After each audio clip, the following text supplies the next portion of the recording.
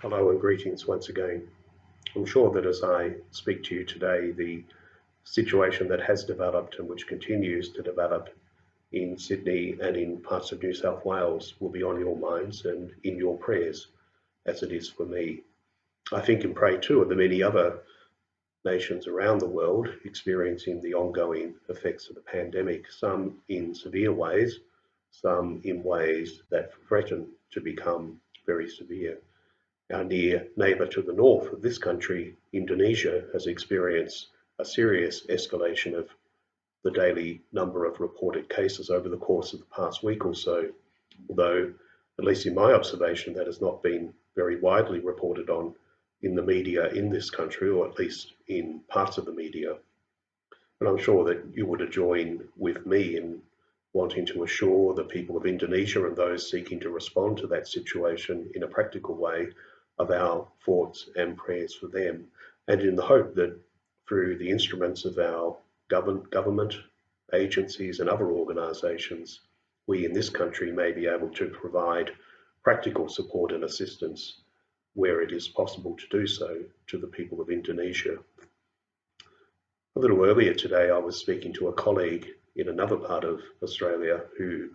asked for my advice, knowing, of course, that we here in Melbourne and Victoria had passed through that extended period of lockdown last year and experienced that,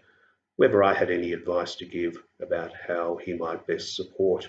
friends, family, and colleagues experiencing lockdown right now in Sydney.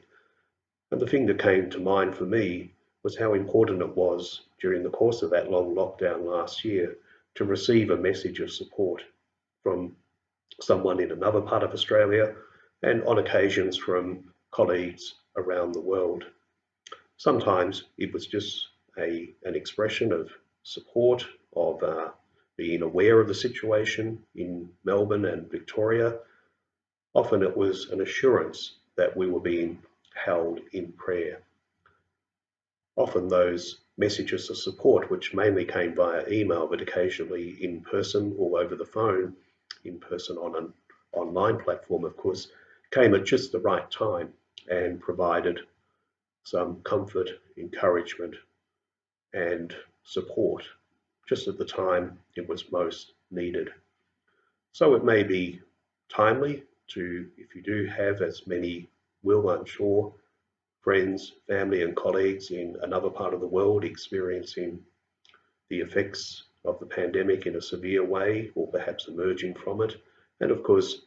friends, family, and colleagues in Sydney and in New South Wales in our own country. It may be timely to reach out to them with a message of support and an assurance of prayer, something that we can all, and I expect, are doing.